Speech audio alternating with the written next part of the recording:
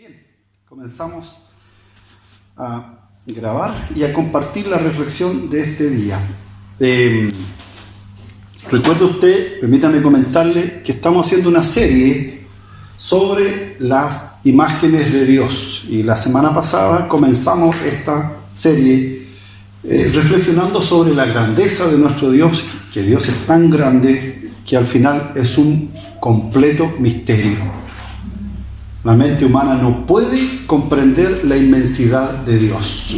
Hay algunas verdades que no pude compartir aquel día porque sería muy largo, pero hay unas verdades hermosas que tienen relación con Dios y sus atributos que escapan a toda nuestra comprensión.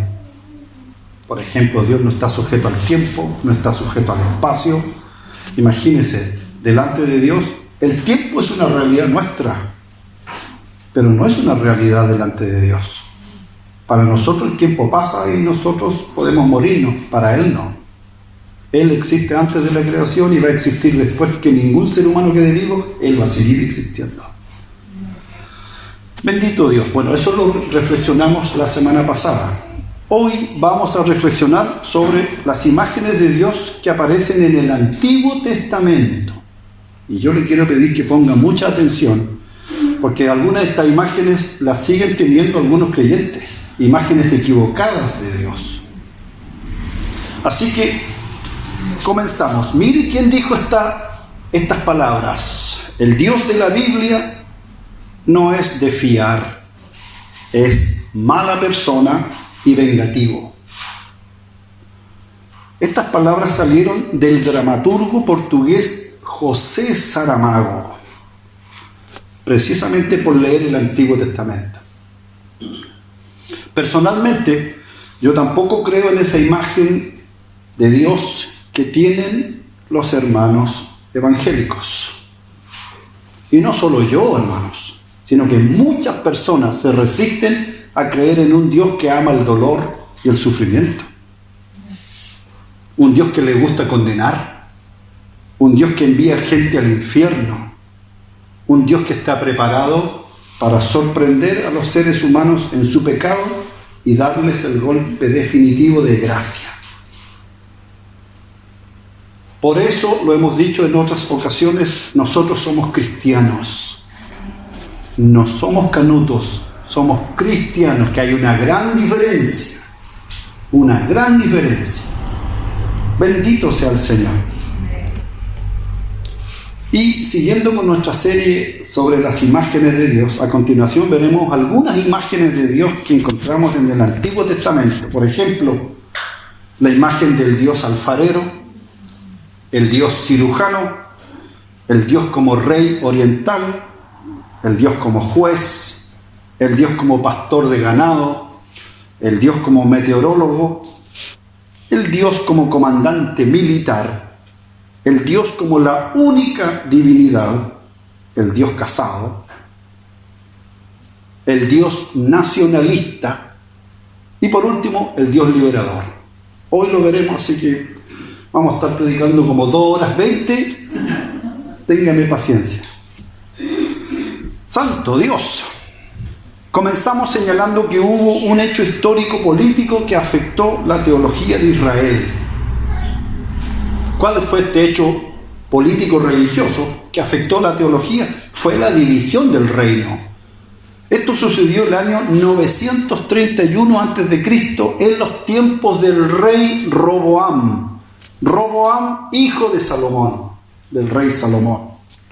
Esta situación, la división del reino, quedaron 10 tribus arriba en el reino del norte, con su capital Samaria, y 2 tribus quedaron abajo en el reino del sur, con su capital Jerusalén, Judá y Benjamín. Arriba quedaron todas las demás, Neftalí, Dan, etcétera, etcétera, etcétera. Ahora, el hecho de que el país se haya dividido, pónganme atención, hizo que la teología, es decir, las creencias sobre Dios, también se dividieran y fueran diferentes. Es más, los términos hebreos, usted sabe que el Antiguo Testamento se escribió en hebreo, los términos hebreos usados para referirse a Dios son distintos En el reino del norte, a Dios se le conoce como Elohim. Póngame atención. Este término Elohim es un plural, pero que indica un singular. Es decir, no debería decir Dios, debería decir dioses, pero se refiere a uno, singular. Entre paréntesis, esta práctica del plural por el singular, nosotros también la usamos, y usted no se da cuenta. Fíjese cuando un padre le dice a un niño, oye, suénate las narices. Está usando un término plural para referirse a un singular, porque todos tenemos una sola nariz. Y los varones inconscientemente tenemos otro término plural por el singular. Apúrate, dice la esposa, y el marido le dice, no, espérate, me estoy poniendo los pantalones. Y está usando un plural para referirse a un singular. Hay otra pieza de ropa femenina, pero que no puedo usar aquí en el púlpito santo, pero que ustedes usan el plural para referirse a un singular. ¿Cierto que sí? Y es una sola pieza de ropa. Este uso aparece en el Antiguo Testamento cuando Dios en el libro de Génesis, capítulo 2, dice, hagamos al hombre. ¿Se ha pensado que este versículo anuncia la Trinidad? No, si el autor de ese pasaje ni siquiera sabía de la Trinidad. Él está usando el término plural, el término Elohim, pero en realidad se refiere a un singular. Espero se haya entendido. Bendito Dios. En el norte entonces a Dios se le conocía como Elohim, y todas las historias donde aparece Dios mencionado como Elohim se conoce como la tradición eloísta. Pero en el reino del sur a Dios no se le conocía como Elohim, se le conocía como Jehová o Yahvé, que es lo mismo. De ahí entonces todos los relatos que aparece el nombre de Dios como Jehová o Yahvé se conoce como la tradición yahvista. Santo Dios. Estas dos tradiciones, la tradición eloísta que viene del reino del norte y la tradición yahvista que viene del reino del sur, aparecen en la palabra de Dios. Por ejemplo, en el libro de Génesis capítulo 1 aparecen dos relatos de la creación. Uno, lógicamente, es de una tradición y el otro de otra tradición.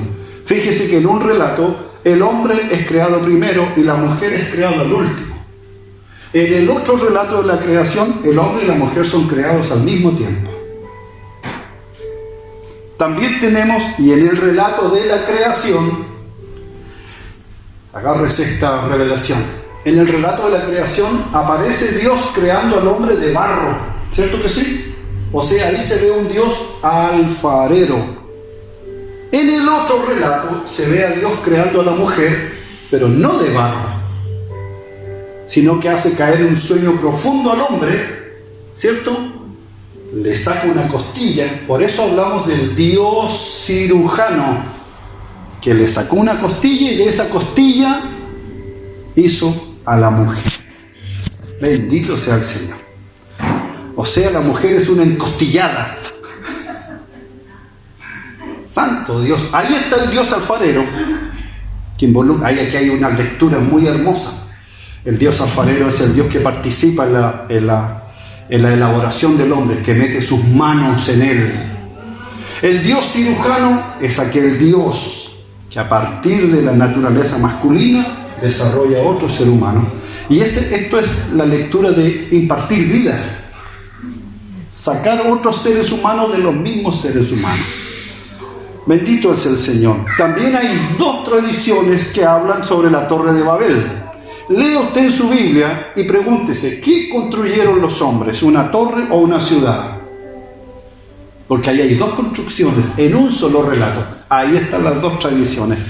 Yo le cuento que en el relato del diluvio también hay dos tradiciones.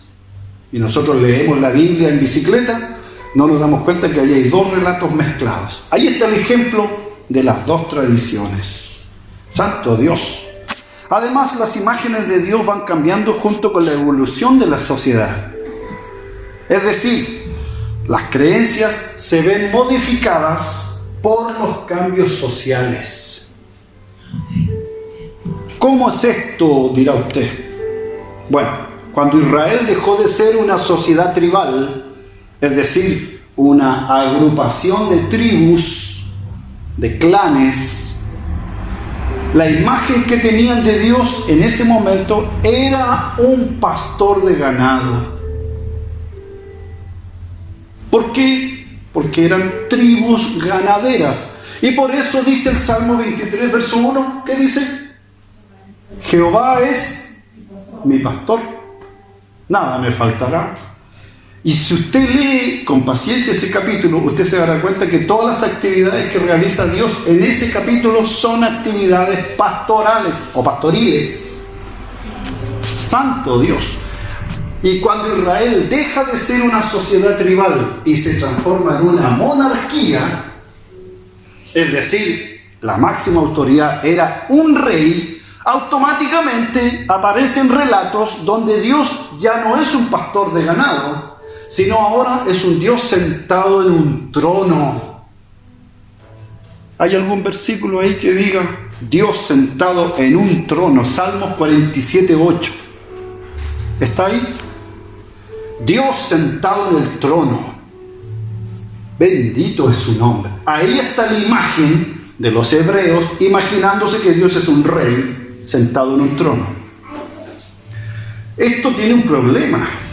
¿Cuál es el problema? Que cuando se le aplican estas imágenes a Dios como un pastor de ganado o como un rey oriental, no solo se le aplican a Dios los aspectos positivos de estas imágenes, es decir, el pastor que alimenta, que busca agua, pasto tierno, que los protege de los devoradores, etc. Pero también se le aplican a Dios actividades negativas del pastor. ¿Cuáles son las actividades negativas del pastor?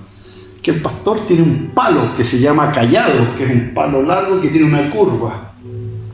¿Por qué tiene una curva? Porque cuando las ovejas quedaban encerradas en una cueva o en una rama, en un pastizal, en una zarza, el pastor tomaba ese palo así, no sé por qué me acuerdo de algunos, pero ya, y del cuello tomaba la oveja y la sacaba de ahí. Y luego la sacaba con el mismo palo.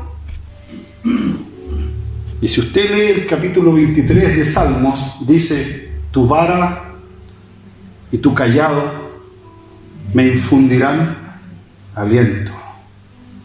Claro que sí. Nunca más se va a ir a meter a esa zarza. Santo Dios. Tanto que decir, pero no puedo. Santo Dios.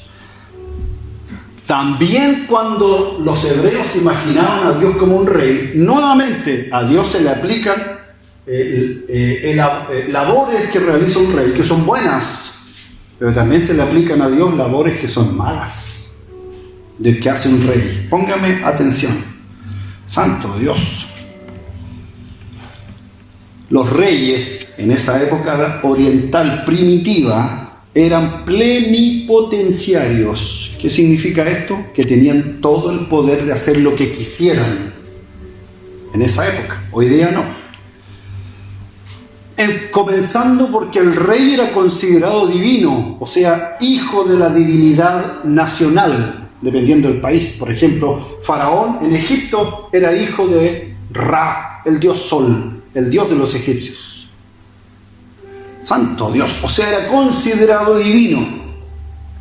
Y además era considerado el único poseedor del espíritu de los dioses. Todos los mortales eran solamente almas vacías. El único que tenía el espíritu de los dioses era el rey. Póngame atención.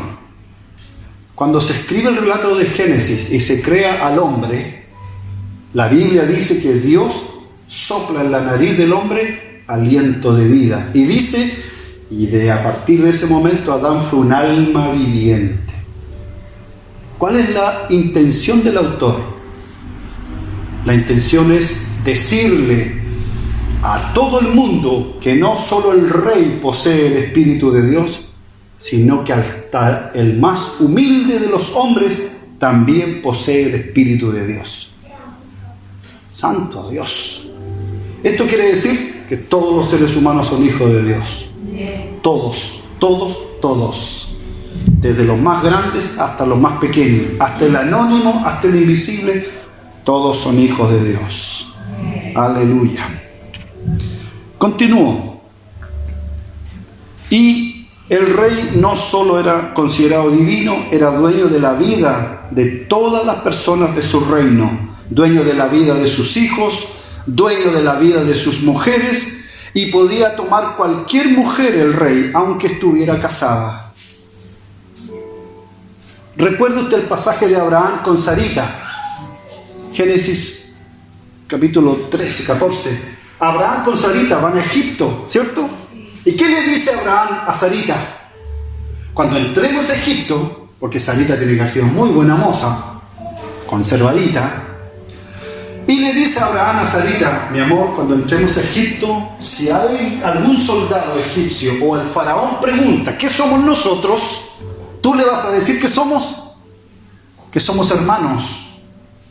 Imagínese, Abraham. Entonces, dicho y hecho, ingresan a Egipto. Faraón pone los ojos en Sarita. Dijo: Faraón, ¿qué hace una chica como tú con esto? Y apuntó a Abraham. Y dice la Biblia que Faraón tomó a Sara y iba a estar con ella en la noche, cuando tiene una visión Faraón y se da cuenta, antes de tomar a Sarita, que Sarita era casada. Y en la visión escucha una voz que le dice: no toques a Sarita, ni se te ocurra hacerle, porque ella es casada. Santo Dios, tiene dueño. Me gusta esta parte. Tiene dueño. Padre Santo. Bueno, y el relato dice que Faraón toma a la Sarita, se la pasa a Abraham y le dice: ¿por qué no me dijiste que era tu esposa? Bueno, era medio verdad, medio mentira, porque Abraham y Sara eran medios hermanos y a la vez eran matrimonio. Pero esas son prácticas de tiempos antiguos. Santo Dios, ¿qué otro rey tomó una mujer casada y pensó que no era malo? ¿Quién? El rey David. Él dijo: pero ¿cómo, si yo soy el rey? Yo puedo tomar a la persona que yo quiera. Y tomó a Betsabé, y era casada, y mató a su marido. Y él dijo: nadie me puede decir nada. Y pasó un año después, y vino el Señor, y le envía un profeta, y le dice: lo que tú hiciste escondido, tus hijos lo van a hacer a la luz pública. ¡Santo Dios!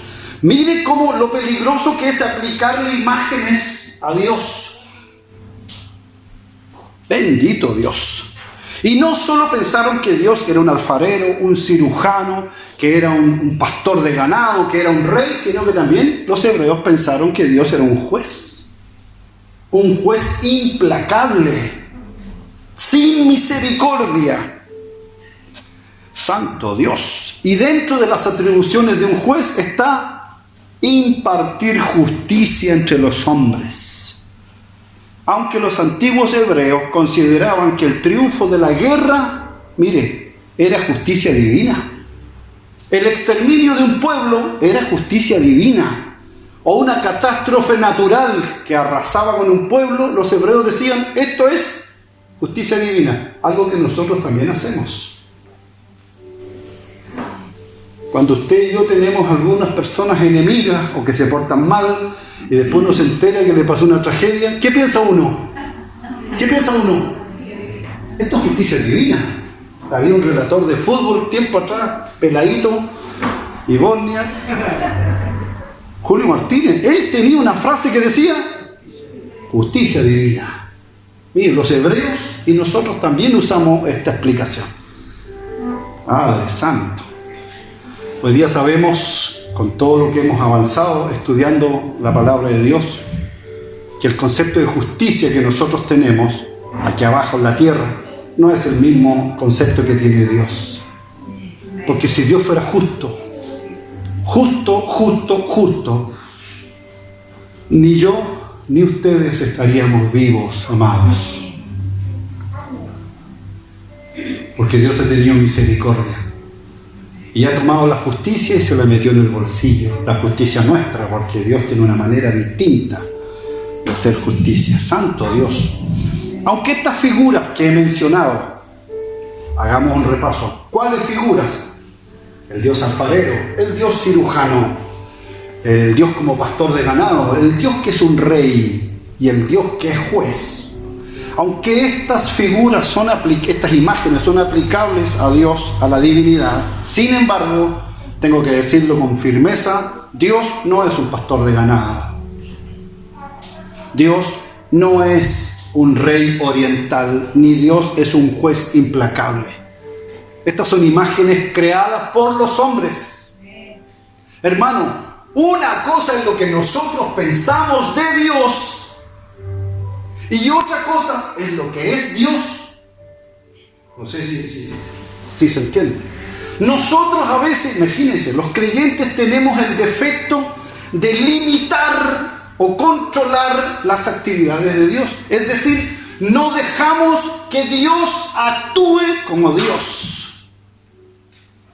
Nosotros decimos, no, esto es lo que Dios tiene que hacer y esto es lo que Dios no tiene que hacer.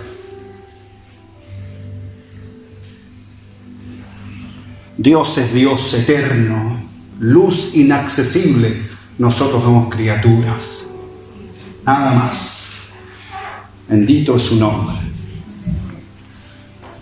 Avanzando rápidamente en el tiempo, vemos que los hebreos, como todos los pueblos antiguos, fueron elaborando distintas figuras para tratar de representar lo divino. Lógicamente, estas figuras estaban de acuerdo a la comprensión de la época. Por eso, cuando usted vaya al Antiguo Testamento y encuentre estas imágenes de Dios, tiene que entender que son las imágenes de una época primitiva. Y Dios tiene tanta paciencia porque soporta nuestra ignorancia, que espera que pasen los años y que el hombre vaya entendiendo mejor estos misterios espirituales. Santo Dios. Lo mismo pasa hoy día con los creyentes que participan en una iglesia y tienen 30 años congregándose, 30 años, y todavía tienen imágenes primitivas o creencias irracionales. Dios espera que el creyente vaya avanzando en el conocimiento y teniendo una mejor imagen de Dios y de la fe. Ahora, los pueblos hebreos antiguos llegaron, mire, al extremo de atribuirle a Dios facultades que eran propias de los dioses paganos de los pueblos vecinos. Como por ejemplo, los hebreos pensaban que Dios controlaba la lluvia, que Dios mandaba la lluvia y Dios enviaba las sequías. Y aquí hay un pasaje de Deuteronomio 11:17. ¿Qué dice? ¿Alguien lo puede leer fuerte? ¿Qué dice? ¿Está ahí? ¿Qué dice? Y se encienda el furor de Jehová sobre vosotros y cierre los cielos. Mire. No haya lluvia ni la tierra de su fruto, y perezcáis pronto de la buena tierra que os da Jehová. Y el otro pasaje es Deuteronomio 28:12. O sea, los hebreos pensaban que cuando venía una sequía no era producto del clima, no. Era Dios se enojó, por eso cerró el cielo. Y cuando llovía, ¿qué pensaban los hebreos? Mire, ¿qué dice de nuevo? Que abrirá Jehová su buen tesoro, el cielo, para enviar la lluvia a tu tierra en su tiempo y para bendecir toda obra de tus manos. Y prestarás a muchas naciones. Y tú no pedirás prestado, diga amén. Usted no pedirá prestado. Santo Dios. Mire, de ahí que había un pueblo en Canaán que tenían un dios que era Baal, el dios de la lluvia y de las tormentas. Y esto se lo aplicaron a Jehová, el bendito Dios, diciendo, Dios también es el dios de la lluvia. Santo Dios, sigo. También se asoció que Dios podía darle vida a la tierra, o sea, el Dios de la fertilidad. Joel 2:22, por favor. O sea, Dios controlaba la siembra, la cosecha, los frutos, los árboles y todo esto, porque Dios es el que fertiliza la tierra. ¿Qué dice? Joel 2:22. Dice: Animales del campo no temáis, porque los pastos del desierto reverdecerán, porque los árboles llevarán su fruto, la higuera y la vid darán sus frutos. Nuevamente está esta imagen pagana de los dioses de los pueblos paganos y se la aplican a Jehová. O sea, Jehová es el meteorólogo, Él controla la lluvia. Santo Dios. También se le adjudicó o se le atribuyó a Dios actividades militares. Éxodo 15, verso 3. Y por eso a Jehová se le llama Jehová Dios de los ejércitos. Pero Jehová de los ejércitos será exaltado en juicio, y el Dios santo será santificado con justicia. Él pelea la batalla, dice así o no. El que pelea por ti. Ahí están los conceptos militares. Esto es peligroso. ¿Por qué? Porque en una guerra entre dos países, ¿de qué lado está Dios? ¿De qué lado? Cuando juegan dos equipos de fútbol, la Católica y Colo-Colo, ¿de qué lado está Dios? Dios no está de ningún lado. Y en guerra de países tampoco, porque Dios no es militar. Dios, mire, esto es lo peligroso de atribuirle a Dios estas imágenes. Se piensa que Dios promueve la guerra, que Dios es el que da la victoria. Es más, se llegó a pensar al extremo de que era Dios el que ordenaba exterminar a todos los enemigos. Mire, Deuteronomio 13:15. Mire si alguien, por eso es que hay que estudiar la palabra, porque si alguien entra al Antiguo Testamento y lee este versículo, dirá, yo no creo en este Dios. ¿Qué dice Deuteronomio 13:15?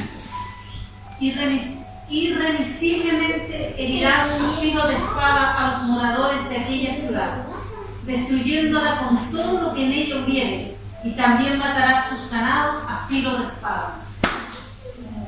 Irremisiblemente significa sin falta alguna. Entrarás a esa ciudad y vas a matar a todo, hombres, mujeres, abuelitos, abuelitas, niños, niñitas, bebés, hasta los animales, todo, no dejarás nada vivo. Esto lo dice el Señor. Padre Santo. Nosotros a veces cometemos el error de que cuando una persona fallece, por la razón que sea, un accidente, una enfermedad, nosotros a veces tenemos la insolencia de decir que Dios se lo llevó. O sea que Dios lo mató. Incluso a veces decimos que es la voluntad de Dios. Imagínense ir a un funeral o un velorio donde fallece una criatura, 2, 3 años, están los padres destrozados y viene el ministro y dice, bueno, estamos aquí velando el cuerpo de esta niña porque esta fue la voluntad de Dios. Imagínense. Dios se lo quiso llevar. Y después le decimos, y por eso vengan a la iglesia a adorar a este Dios tan lindo que tenemos, que mata a las criaturas. Imagínense. Santo Dios. Por eso es que tenemos que, vuelvo a insistir, dedicar un poquito de tiempo a estudiar y a mejorar la imagen que tenemos de Dios. Dios no es responsable de las muertes de los seres humanos. Cualquiera sea la forma, Dios no es el responsable. Dios da la vida, pero la muerte tiene mucha responsabilidad del ser humano. Si alguien se muere de cirrosis por ponerle harto, ¿eso es culpa de Dios? Por supuesto que no, eso es responsabilidad humana. Si alguien no cuida sus enfermedades genéticas o hereditarias y se enferma y muere, eso no es culpa de Dios. Lo digo o no lo digo, Padre Santo. Si alguien tiene una enfermedad de los pulmones y fuma y después se enferma o no puede respirar y hay que conectarle un oxígeno, hay que hacerle un hoyito aquí, eso no es responsabilidad de Dios, eso es responsabilidad humana. Pero antes, en la antigüedad, se pensaba que todo esto era voluntad de Dios. Imagínense. Por eso, cuando entramos al Antiguo Testamento, nos encontramos con estas imágenes y por eso hay gente que no cree en la Biblia, hermano.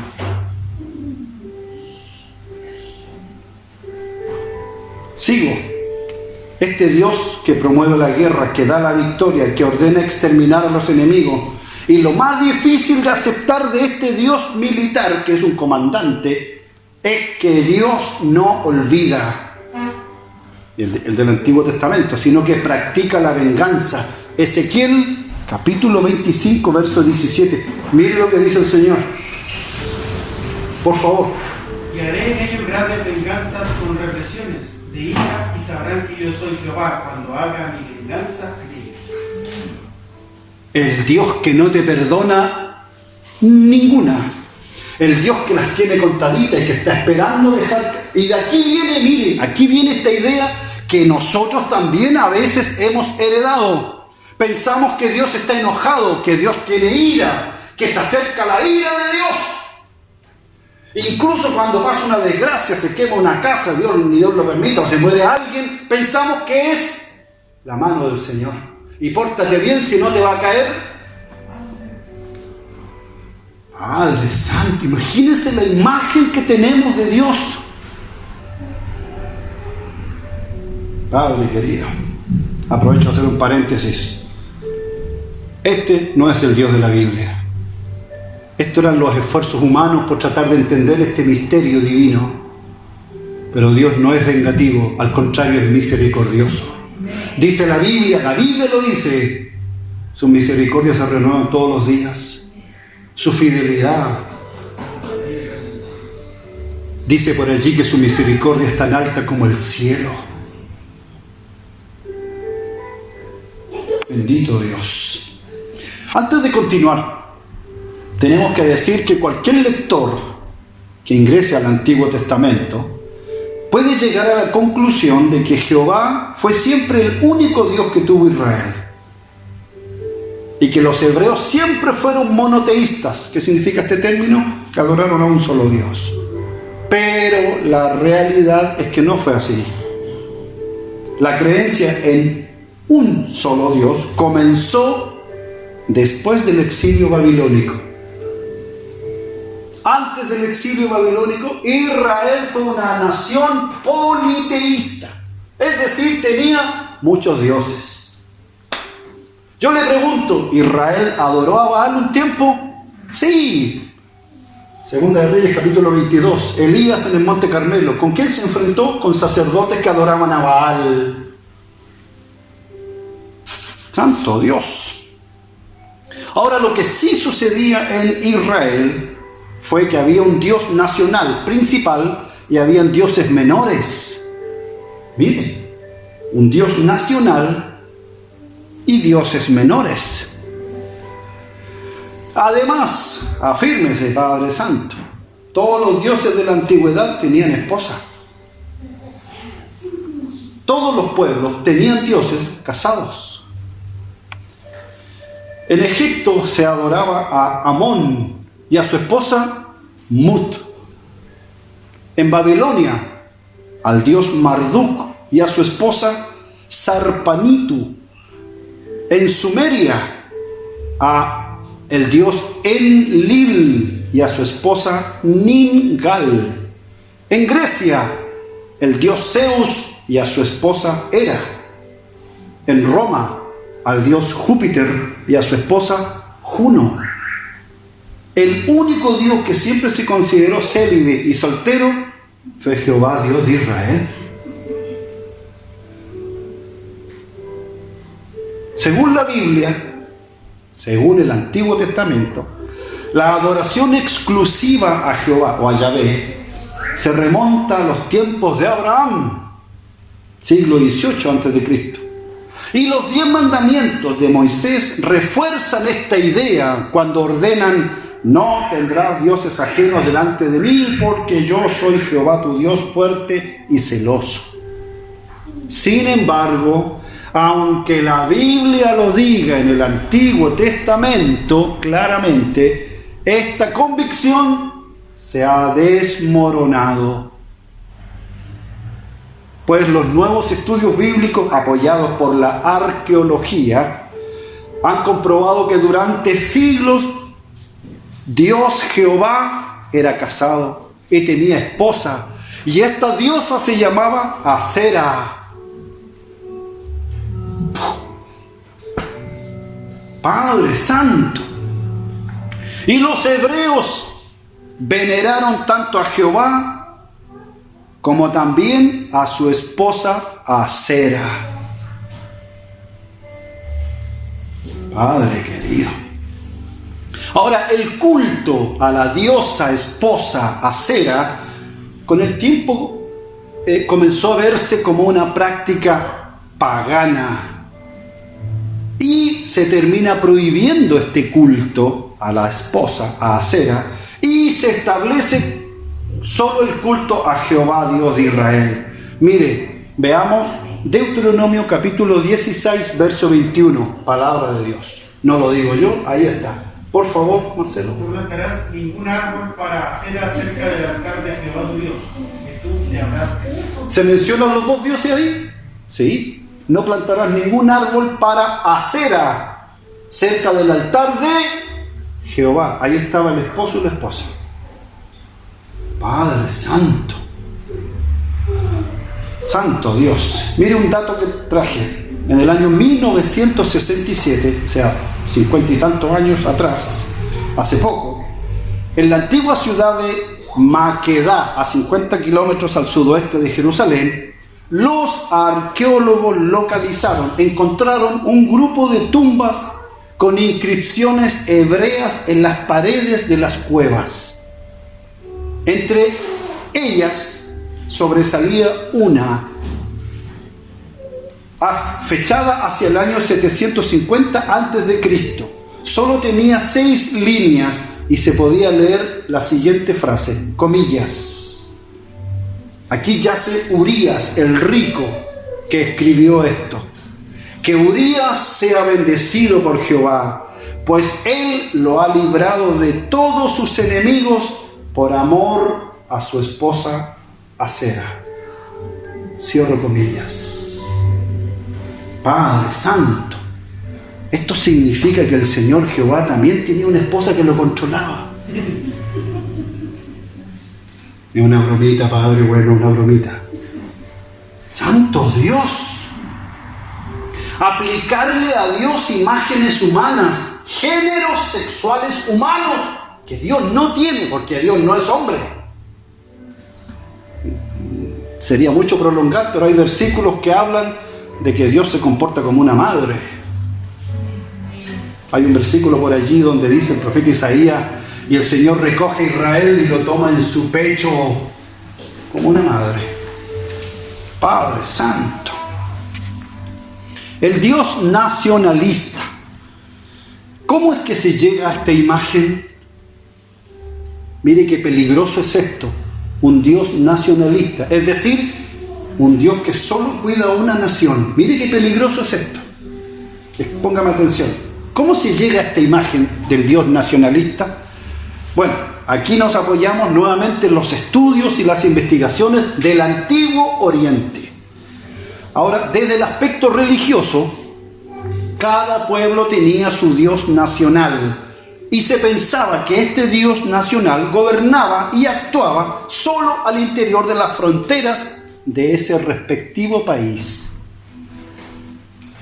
Lo vemos, por ejemplo, que los filisteos tenían a su dios que se llamaba Dagón, que tenía forma de pescado, era como una sirena, forma de pescado con cola de pescado, no de qué otra cosa. Los amonitas que adoraban a Milcom, o que también se conoce como Moloch, el dios del fuego. ¿Sabe cómo se adoraba este dios Milcom? Se le ofrecían niños al fuego, se quemaban niños. Y pregúnteme si los reyes de Israel no adoraron a este dios Milcom. Sí, y hubo un rey que quemó a su propio hijo en el altar para adorar a este dios falso, Milcom, Moloch, dios de los amonitas. En Canaán tenían a Baal, dios de las tormentas, etc. De modo que Israel también tenía su propio Dios nacional, y pensaban los hebreos que Jehová Dios solo gobernaba al interior de Israel, de la frontera de Israel, que fuera de las fronteras los hebreos pensaban: no, Dios no puede hacer nada ahí.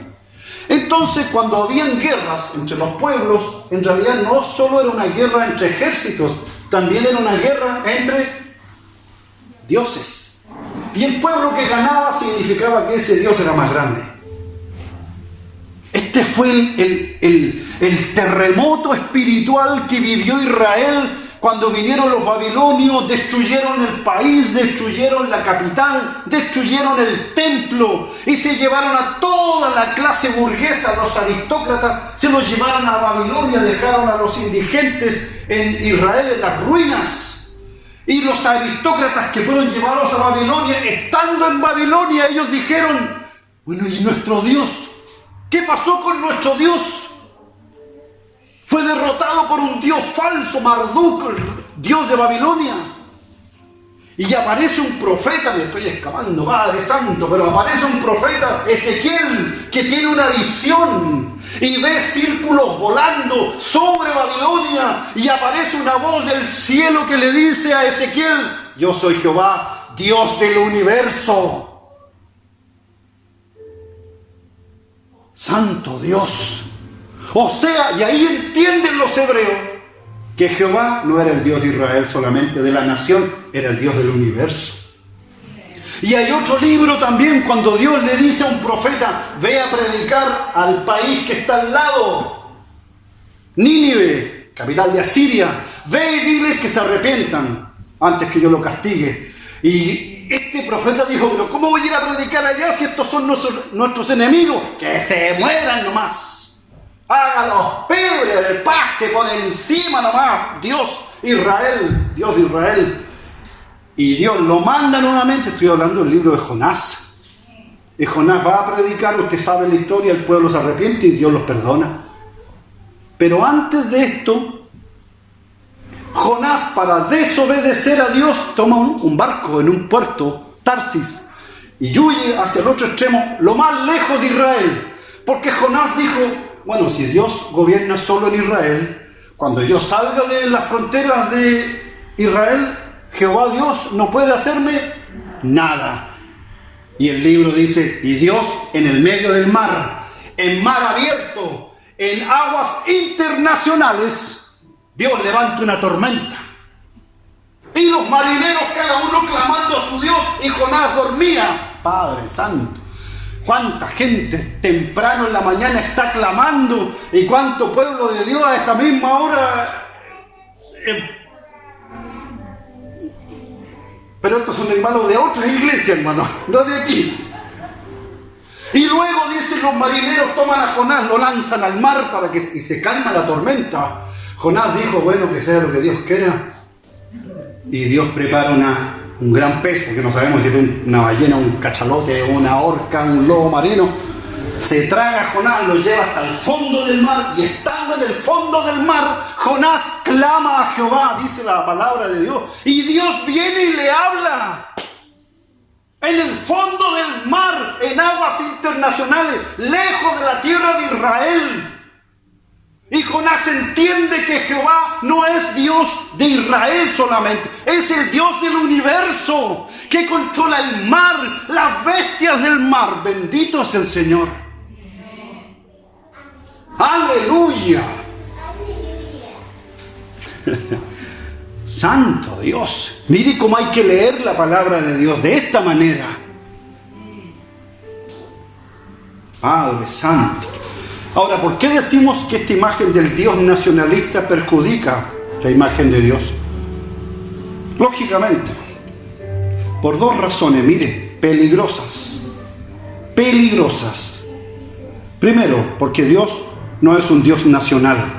Dios no tiene una polera con la bandera de Chile. Mire, le hago un ejercicio. Fíjese en las películas gringas. Fíjese en las películas gringas. ¿Cómo aparece siempre en las películas gringas? Aparece la bandera de Estados Unidos.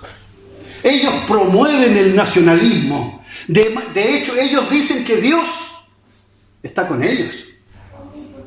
Y que Dios es el Dios de Estados Unidos. Y que los demás países, no, los demás países son tierra de nadie. Dios está con Estados Unidos. Y de hecho el dólar dice, Dios está con nosotros. Dios no es el Dios de ningún país. Padre Santo. Dios, la jurisdicción de Dios no se limita a las fronteras de un país, entre paréntesis, hermanos, las fronteras de un invento de hombre. Toda la tierra pertenece a Dios. Toda la tierra, las fronteras de un invento de hombre. Su jurisdicción no se limita a las fronteras de un país, sino que su poder y su gloria controlan todo el universo. Es decir, Jehová no era un Dios estrictamente geográfico, sino que era una divinidad universal. Y esto es lo que quiere enseñar el libro de Jonás, que Jehová Dios es Dios del universo y ama y está preocupado por el bienestar de todos los seres humanos. Padre Santo. Aleluya. Y otra conclusión equivocada del Dios nacionalista, espero se entienda, póngame atención, es pensar, mire, Israel llegó a pensar que como Dios es el Dios de Israel, que el único país que a Dios le importaba, y el único país que Dios había escogido, y el único país que estaba por sobre los demás países era Israel. Mire qué equivocada definición. Padre Santo. Ellos interpretaron como que eran una nación especial y superior al resto de los seres humanos. Lo siguen pensando, entre paréntesis, los judíos. Hasta el día de hoy lo siguen pensando. Y producto de esta equivocada comprensión, los israelitas menosprecian a los extranjeros por considerarlos impuros y paganos. Es más, en los días de Cristo, los fariseos llamaban a los gentiles perros. Mire, Dios es Dios de Israel, de nadie más. Recuerdo haber hablado una vez con un pastor mesiánico, era más chileno que los porotos con rienda, le faltaba la pura, chileno, pero él creía que era mesiánico. Tenía la bandera de Israel. ¿Sabe que es un problema político? Si yo pongo una bandera de cualquier país que no sea Chile y la pongo aquí atrás y me meto en un problema. Porque si yo pongo una bandera de Israel aquí, en el culto, y muebles hebreos, y entra un carabinero, ¿qué me va a decir? Venga para acá, ¿sabe usted que eso es una ofensa? Atrévase a poner una bandera de otro país en su casa. Y va a ver si no va a tener problemas, porque esos son emblemas patrios. Y este pastor, y tuvimos la conversación ahí, y yo le dije al pastor, bueno, ¿y usted es chileno? Sí, ¿y por qué entonces quiere cambiarse de nacionalidad? Es que Dios es el Dios de Israel. Y si Dios hubiera llamado a los chinos, si Dios hubiera usado a los chinos, andaríamos todos con kimono hoy día. Y ya, así andaríamos. Mire. Padre Santo. Padre Santo. Hoy en día las nuevas comprensiones bíblicas creen más bien que Jehová no escogió a Israel, sino que Jehová Dios se acercó a todos los pueblos, se reveló a todos los pueblos, pero Israel decidió escoger a Jehová como su Dios personal. Y esta interpretación es mucho mejor que la imagen primitiva de Dios. Y esto está quedando grabado, Padre Santo. Porque Dios no escoge a nadie. Son las personas las que libremente escogen creer y deciden seguir a Dios el tiempo que quieran. Aquí cae por tierra la teología calvinista. Eso de que Dios escoge personas. No. Por lo tanto, Israel hoy día es igual a cualquier otra nación. ¿Dice amén o no? Amén. A cualquier otra nación. Finalmente, si hubo una elección sobre el pueblo de Israel, esta no fue salvífica, sino más bien instrumental. Padre Santo, aleluya. Y concluyo con la última. Mire, ya los mencioné a todos. Concluyo con el Dios liberador. Quizás la imagen más hermosa que tiene el Antiguo Testamento de Dios es esta, que se encuentra en los libros del Éxodo, del Pentateuco, específicamente en el Éxodo. Un Dios que escucha el clamor de un pueblo oprimido, un Dios que no soporta el sufrimiento injusto de los hebreos, un Dios que elabora todo un proceso de liberación cuidando a Moisés desde su nacimiento, educándolo en la corte de Egipto, la mejor educación de la época, enviándolo al desierto para formarle carácter, y luego se le aparece en el desierto de Madián en una llama ardiente para comisionarlo a la labor de liberar a su pueblo del yugo egipcio.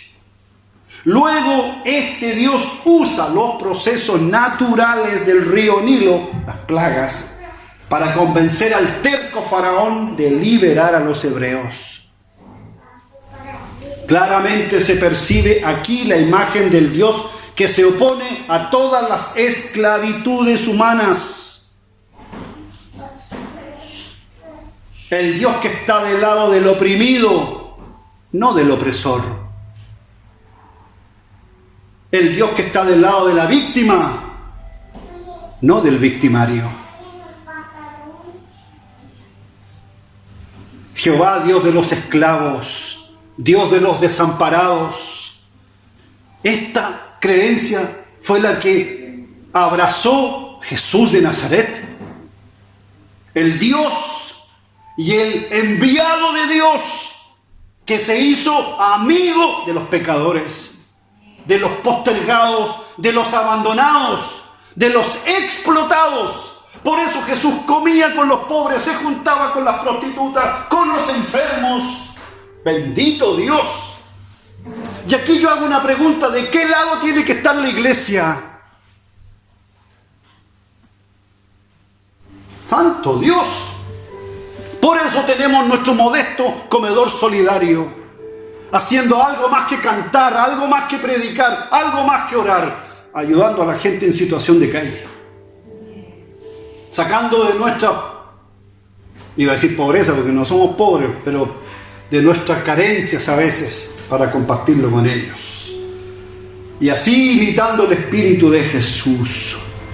Aleluya. Claramente se ve aquí una hermosa imagen de Dios. El Dios que siempre busca liberar a todos los oprimidos de cualquier esclavitud. El Dios que tiene el poder de cortar cualquier cadena de opresión, de derribar cualquier poder que tiraniza a los suyos. Si Dios pudo derribar al poderoso imperio egipcio y liberar a los hebreos hasta la tierra prometida, también puede liberar a cualquier creyente. No importa la esclavitud que tenga, no importa el tamaño del enemigo que lo atormente. Es que, pastor, no puedo dejarlo, no puedo. Su esclavitud es más grande que el imperio egipcio. No, entonces Dios también la puede liberar. Santo Dios. ¿Está usted preso de alguna situación? ¿Se siente usted esclavo por alguna circunstancia opresora? Pues bien, clame a su Dios, al Dios liberador, y Él vendrá en su auxilio. Y tal como lo hizo con los esclavos hebreos en el desierto de Egipto. Llegué al final, Padre Santo, de esta reflexión. ¿Qué le parece si oramos? Acompáñeme unos segundos.